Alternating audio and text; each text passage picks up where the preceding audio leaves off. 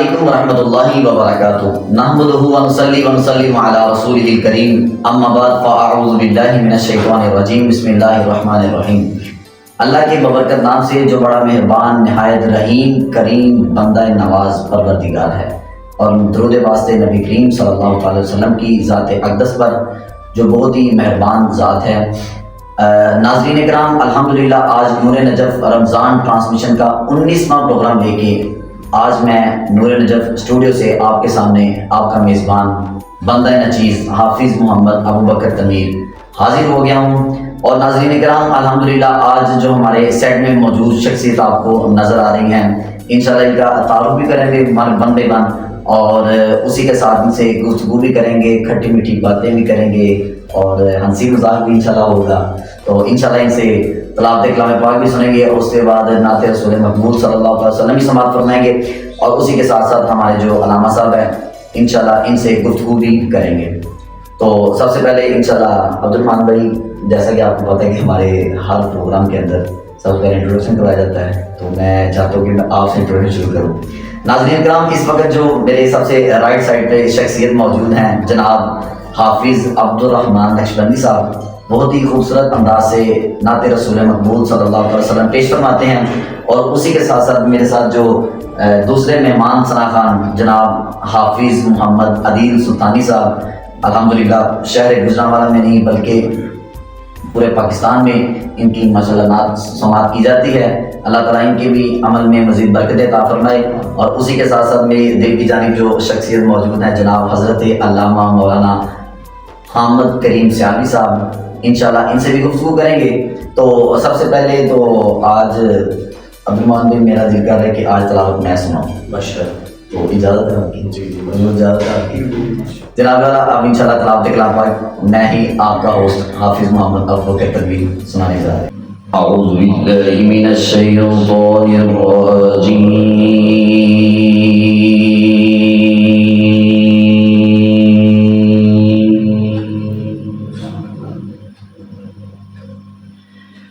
بسم اللہ الرحمن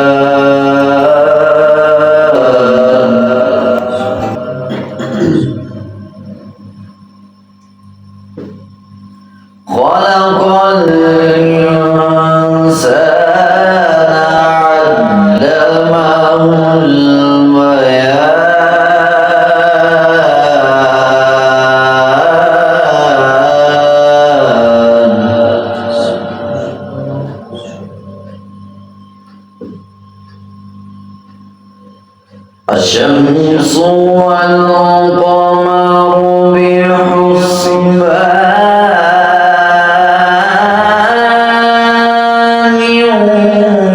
والنجم والشجر يسجدان۔ سبحان اللہ، ماشاء اللہ۔ الرحمن علم القرآن خلق الإنسان علمه البيان، الشمس والقمر بحسبان،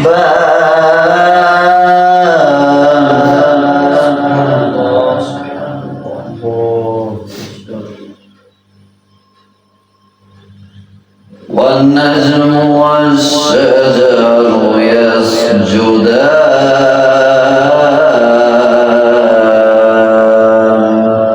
صدق اللہ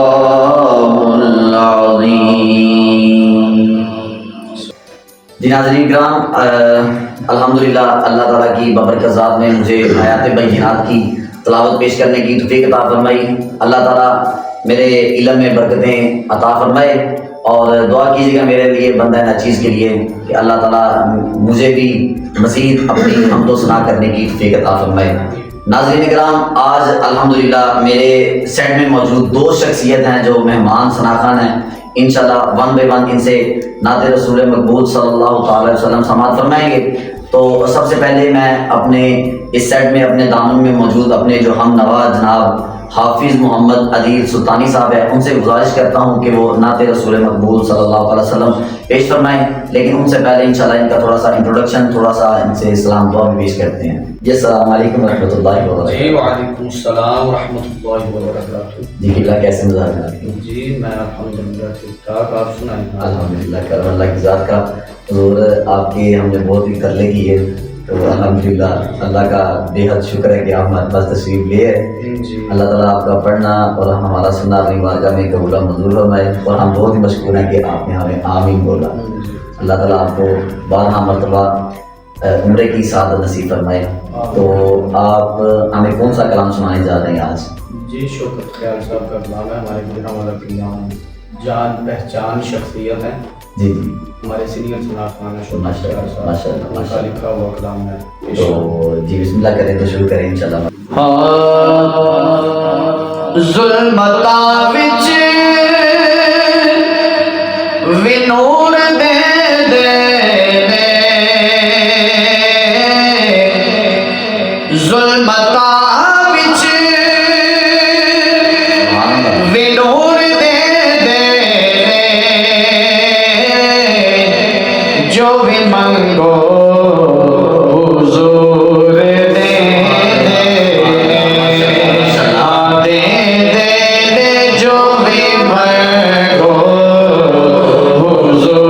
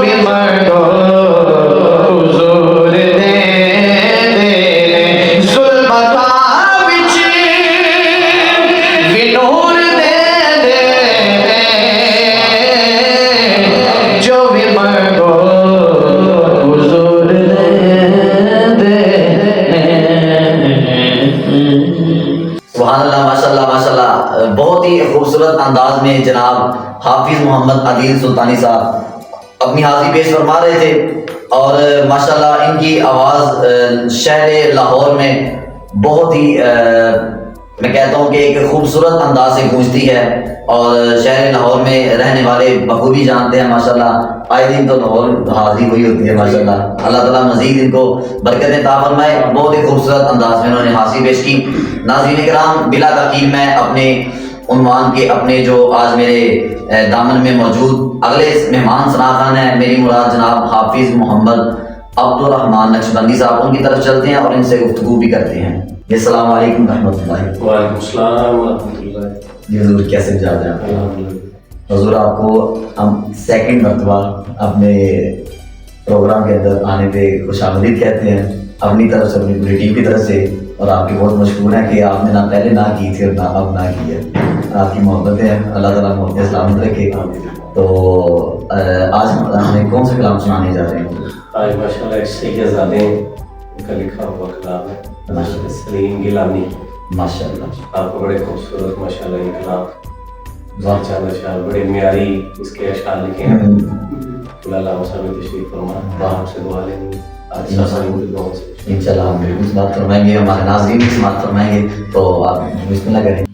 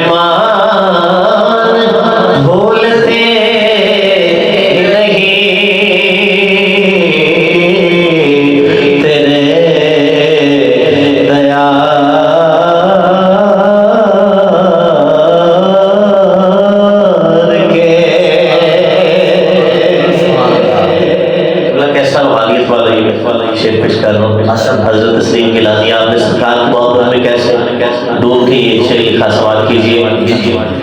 بوقت اذن بوقت اذن حضوری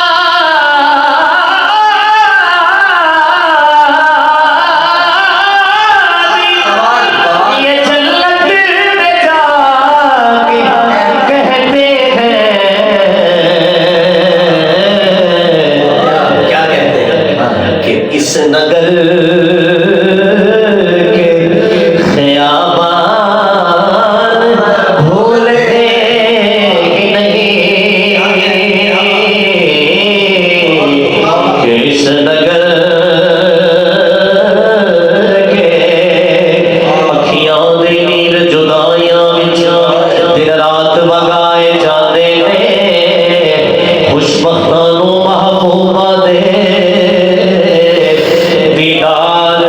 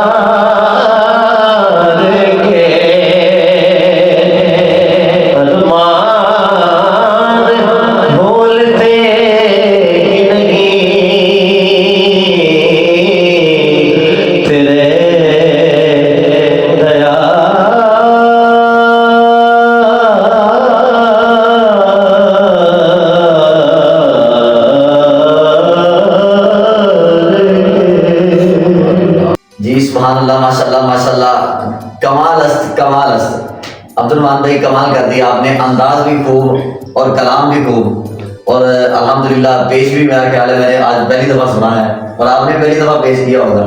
سبحان اللہ ماشاءاللہ، بہت ہی خوبصورت انداز سے. ناظرین کرام یہ ہمارے جناب حافظ عبد الرحمان نقشبندی صاحب شہر گوجرانوالا کی زمین سے جن کا تعلق ہے پیش فرما رہے تھے. دعا ہے اللہ تعالیٰ ان کے علم میں، عمل میں، سوز و گداز میں مزید برکتیں عطا فرمائے. ناظرین کرام اسی کے ساتھ ساتھ آج چلتے ہیں اپنے اس پروگرام کے جو امپورٹنٹ اور مین سیگمنٹ ہے بیان کی طرف. اور میرے پاس جو آج کی شخصیت موجود ہیں عالم دین جناب حضرت علامہ مولانا حامد کریم سیالوی صاحب، جو کہ الحمدللہ میرے کلاس فیلو بھی سمجھ لیں اور مدرسہ فیلو بھی سمجھ لیں. جامعہ مدینہ العلم سے جو عالم فاضل ماشاءاللہ وہاں سے فارغ ہوئے ہیں اور حفظ بھی ماشاءاللہ وہیں سے کیا ہے. تو اللہ تعالیٰ ان کے علم میں، عمل میں مزید برکت عطا فرمائیں. ان کی طرف چلتے ہیں اور جو آج کا ٹاپک ہے انشاءاللہ وہ بھی سماعت فرمائیں گے، تو کچھ گفتگو بھی کریں گے انشاءاللہ ان سے. جی السلام علیکم ورحمۃ اللہ. وعلیکم السلام ورحمۃ اللہ وبرکاتہ. جی اللہ کیسے مزاج ہے آپ کے؟ جی الحمدللہ. الحمدللہ کرم اللہ کی ذات کا. حضور بہت شکریہ آپ کا کہ آپ نے اپنی مصروفیات کو ترک کر کے ہمارے پاس تشریف لائے. اللہ تعالیٰ آپ کو بارہا قدم قدم رحمتیں برکتیں وسعتیں عطا فرمائے. تو حضور آپ ہمارے پاس تشریف لائے تو کیسا فیل کرتے ہیں ہمارے پاس؟ جی الحمدللہ ماشاءاللہ بہت زبردست ہے. آپ اور آپ کی جو تنظیم ہے جو ایک مشن لے کر چلے ہیں ماہ رمضان کی رات کے اندر ایک ٹرانسمیشن کرنا اور علماء کو بلانا، نعت خوانان حضرات کو بلانا، اور پھر حضور علیہ الصلوۃ والسلام کی ثنا خوانی بھی ہوتی ہے، قرآن پاک کی تلاوت بھی کی جاتی ہے، اور ساتھ ساتھ حضور علیہ الصلوۃ والسلام کی احادیث جو ہیں وہ بھی سنی جاتی ہیں. سبحان اللہ ماشاءاللہ. بہت شکریہ جناب والا آپ کی یہ محبتیں ہیں. اللہ تعالیٰ سلامت رکھے انہیں. تو ناظرین کرام آج کا جو ہمارا موضوع ہے دلوں سے غم مٹاتا ہے محمد نام ایسا ہے، نگر اجڑے وساتا ہے محمد نام ایسا ہے. ناظرین کرام آج کا جو ہمارا ٹاپک ہے وہ اسم محمد پر انشاءاللہ گفتگو کریں گے.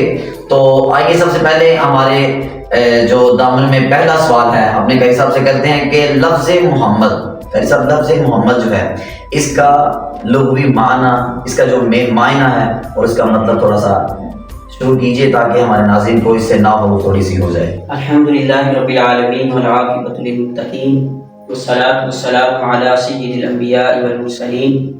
اما بعد فاعوذ باللہ من الشیطان الرجیم. بسم اللہ الرحمن الرحیم. وما محمد الا رسول.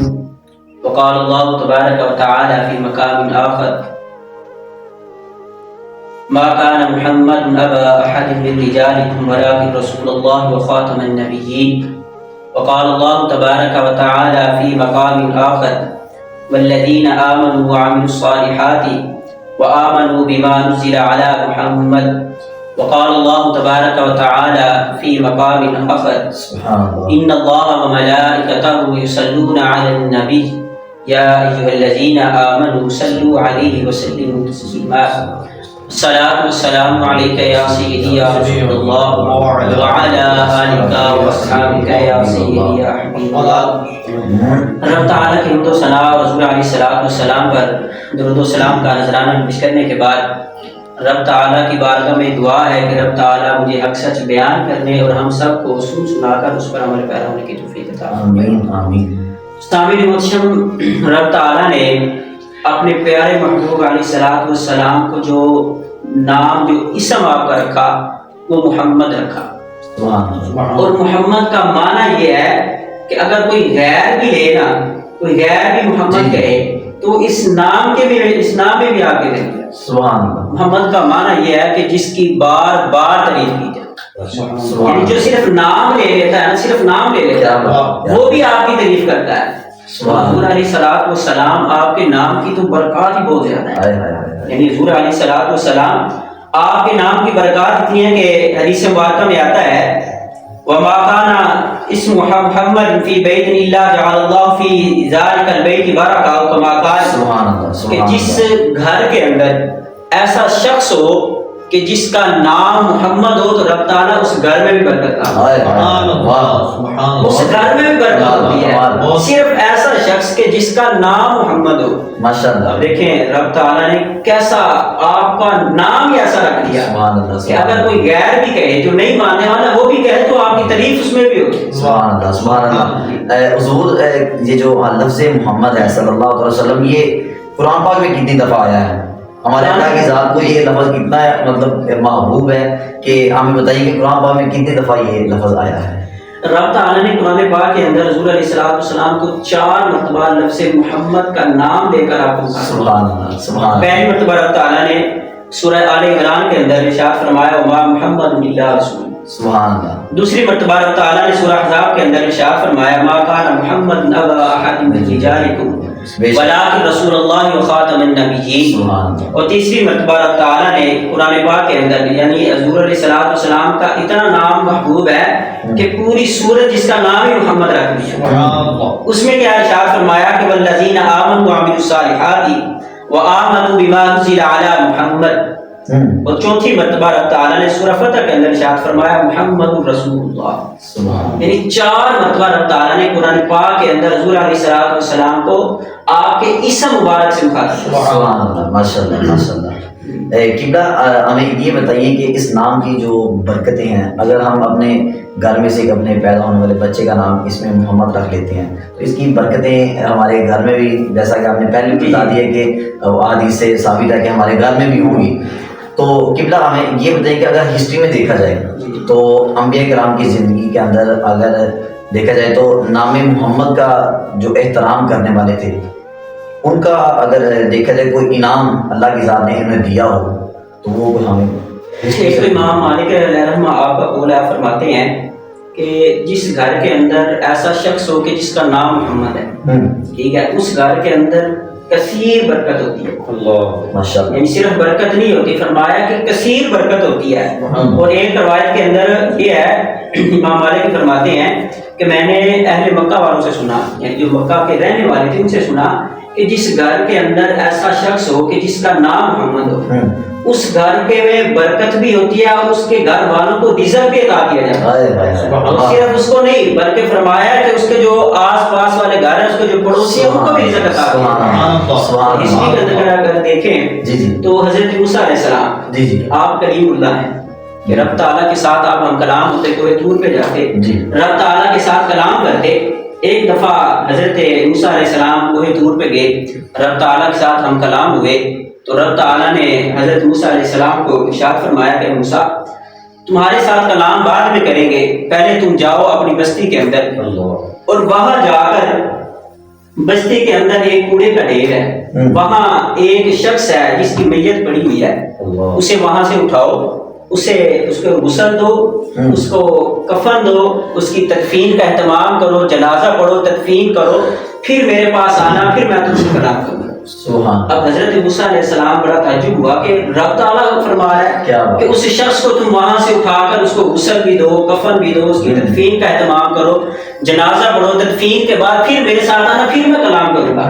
بڑا تعجب ہوا جب آئے، بستی میں آئے، اس گاؤں میں آئے تو آ کر اس شخص کے بارے میں پوچھا کہ وہ شخص کیسا تھا، تو لوگوں نے کہا کہ اے موسیٰ علیہ السلام آپ اللہ تعالیٰ کے نبی ہیں، پیغمبر ہیں، وہ تو بڑا گنہگار تھا، اس میں تو بڑے عیب تھے، فلاں عیب بھی اس کے اندر تھا، فلاں عیب بھی اس کے اندر تھا، بہت ہی گنہگار تھا، آپ اس کی بات کر رہے ہیں۔ تو حضرت موسیٰ علیہ السلام نے جب دیکھا کہ لوگ تو یہ کہہ رہے ہیں کہ وہ شخص بڑا گنہگار تھا، اس کے اندر تو بڑے عیب تھے، وہ حضرت موسیٰ علیہ السلام دوبارہ وہی دور پہ گئے، رب تعالیٰ کی بارگاہ میں حاضر ہوئے، عرض کی کہ مولا جو بستی والے ہیں، جو گاؤں والے ہیں، وہ تو کہہ رہے ہیں کہ وہ شخص اس کے اندر عیب بھی بہت تھے، وہ تو بڑا گنہگار تھا، لیکن مولا تو نے حکم دیا کہ اسے غسل کراؤ، اسے کفن دو، اس کی تدفین کا اہتمام کرو، جنازہ پڑھو، تدفین کے بعد پھر میرے پاس آنا۔ اے مولا لوگ تو کہہ رہے ہیں کہ وہ اچھا نہیں تھا، اس کے اعمال ہی اچھے نہیں تھے۔ جب یہ کہا تو رب تعالیٰ نے ارشاد فرمایا کہ موسیٰ میں نے تجھے حکم دیا تھا، تم لوگوں کی باتوں پہ لگ گئے، جاؤ پہلے اسے غسل دو، کفن پہناؤ، اس کی تدفین کا اہتمام کرو، جنازہ پڑھ کے اس کی تدفین کرو، پھر آنا، پھر میں تم سے بات کروں۔ اب دیکھیں رب تعالیٰ نے پھر دوبارہ کہا ہے، حضرت موسیٰ علیہ السلام پھر دوبارہ آئے، آ کر اس شخص کو وہاں سے اٹھایا، غسل دیا، کفن کا اہتمام کیا، تدفین کا اہتمام کیا، جنازہ پڑھایا، تدفین کرائی، تدفین کے بعد پھر رب تعالیٰ کی بارگاہ میں کوہ طور پہ حاضر ہوئے. ہمارے باری تعالیٰ جو تیرا حکم تھا میں اس پہ عمل کر آیا ہوں، لیکن اب میرے دل کے اندر جو جستجو ہے کہ وہ کیا ہے، کیا معاملہ تھا. لوگ تو کہہ رہے کہ وہ بہت ہی گناہ گار تھا، اس کے اندر بہت عیب تھے.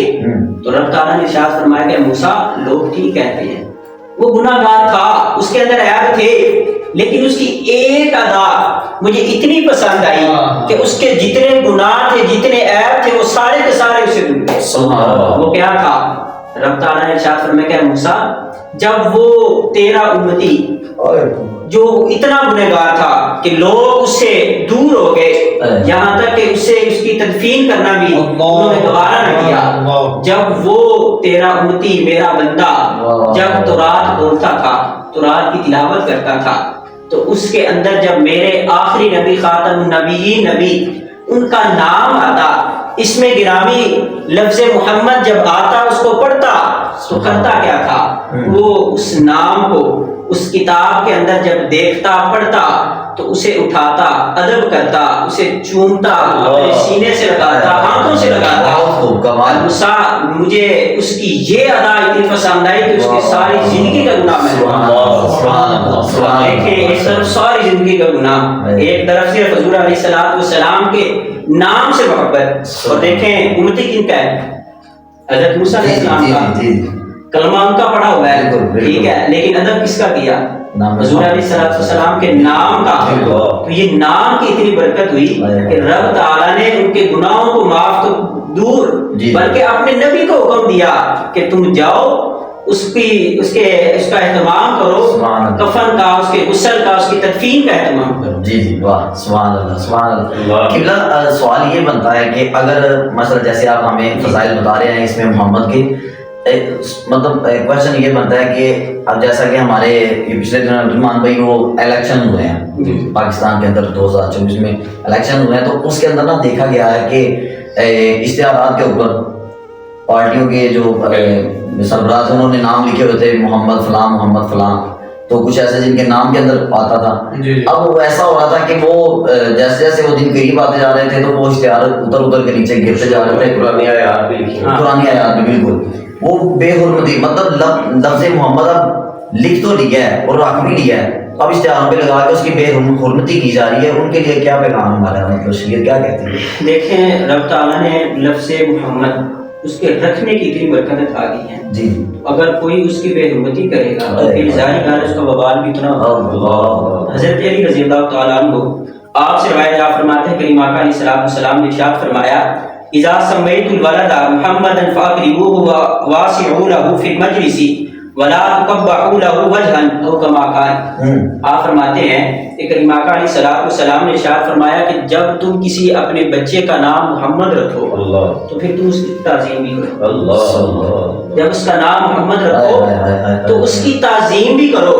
اور یہ نہیں بلکہ فرمایا کہ جب وہ مجلس میں آ کر بیٹھے، یعنی محفل شروع ہے اس میں آ کر بیٹھے، تو حضور علیہ السلام نے ارشاد فرمایا کہ اس وقت تم اپنی مجلس کو کشادہ کرو، اس کے لیے جگہ کو کشادہ کرو، وہ اس میں آ کر آرام سے بیٹھے. یہاں تک نہیں بلکہ آگے کریم آقا علیہ السلام نے ارشاد فرمایا وَلَا تُقَبَّحُوا لَهُ وَجْهًا، اس کے چہرے کی کراہت نہ کرو.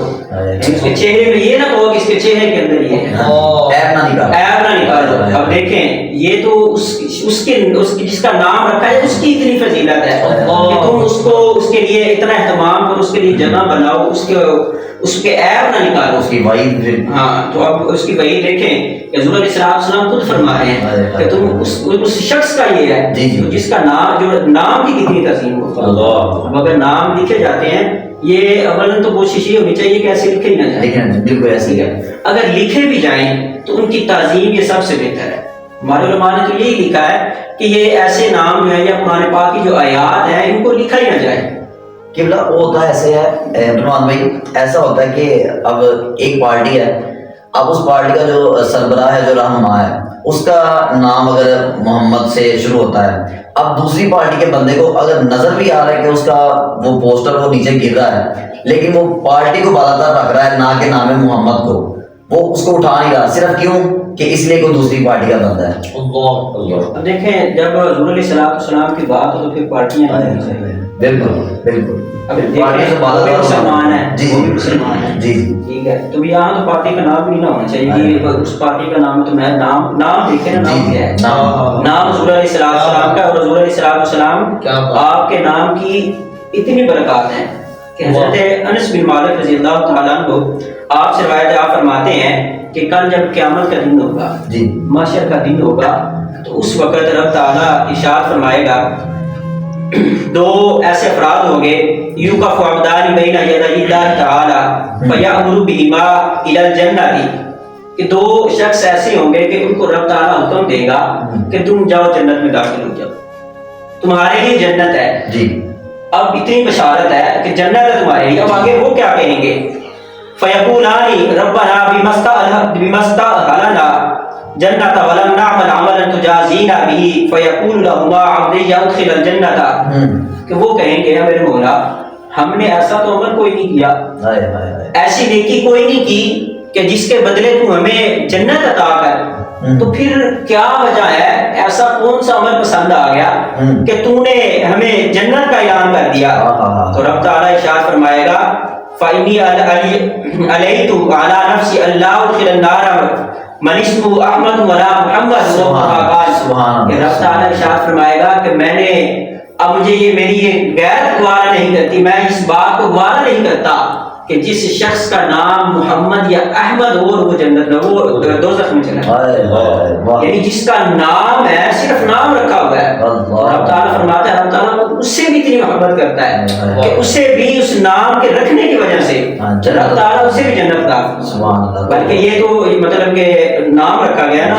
ایک اور روایت ہے اس کے اندر ہے حضرت ابو امامہ رضی اللہ تعالیٰ عنہ، آپ سے روایت آپ فرماتے ہیں کہ کریم آقا علیہ السلام نے ارشاد فرمایا من ولد له مولود فسماه محمدا تبرکا به کان هو ومولوده فی الجنۃ، کہ اگر کسی کو رب تعالیٰ اولاد نگینہ عطا فرمائے، بیٹا عطا فرمائے، اور وہ شخص اپنے بیٹے کا نام برکت کے لیے محمد رکھے، برکت حاصل کرنے کے لیے محمد اس کا نام رکھے، تو کریم آقا علیہ السلام نے ارشاد فرمایا کہ وہ بچہ اور اس کا باپ جس نے اس کا نام رکھا تھا وہ دونوں جنت، وہ شخص جس کا نام رکھا جا رہا ہے وہ بچہ وہ بھی جنت میں جائے گا، اور جس کو یا وہ جس نے رکھا ہے یا اس کا باپ ہے یا اور کوئی رشتہ دار ہے جس نے بھی اس کا نام رکھا ہے وہ بھی جنت میں جائے گا۔